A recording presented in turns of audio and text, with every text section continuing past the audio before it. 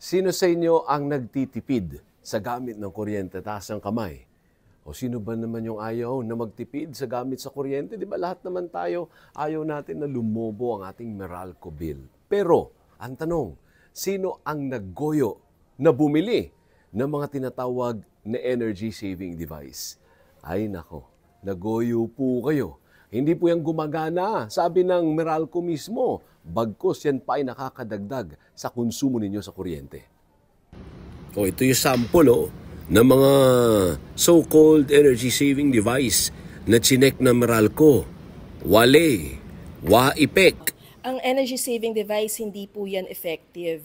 In fact, nakakadagdag pa yan sa konsumo dahil naka-plug in siya. So lahat at anything na naka-plug in, posible po yan kumusumo ng kuryente. So in particular sa energy saving device, kumukonsumo pa yan ng 32 pesos per month. O yan Meralco na nagsabi niya na. Naku, maniwala na po kayo, sayang pera nyo. Ano naman kayang tipid tip ni Maita pagdating sa aircon? Huwag lang din tayo basta-basta bibili ng hindi fit doon sa size ng inyong room ang isang air conditioning unit. Kung bibili po tayo, you need to right size. So for example, kapag ang aircon natin ay 1 horsepower, pang 18 to 20 square meters na room po yan. So wag po tayo bibili ng mas maliit kung hindi po akma sa ating room size.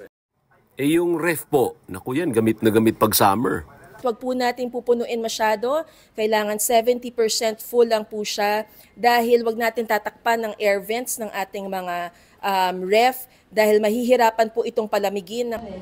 What about yung electric fan? Ayan ganda pala itong DC Ang mga DC fans, mas efficient po ang pagkonsumo ng kuryente. So it's about 56% lower ang matitipid po natin. O yan at least Meralco na po ang nagsabi kung paano tayo makatipid. So nasa ating mga kamay kung susundin natin o hindi. Pero balikan ko lang yung mga sinasabing energy saving device. Naku, ang dami po niya nagsabi na sa akin na ginagamit yung boses ko, pati yung Meralco, iniiba. Imbis na parang kontra na huwag kayong gumamit ng energy saving device, ang lumalabas sa report, hinihikayat, mali po yun. Naku, huwag po kayong magpaloko. Sinasabi ko sa inyo, warningan nyo na yung mga lolo't lola.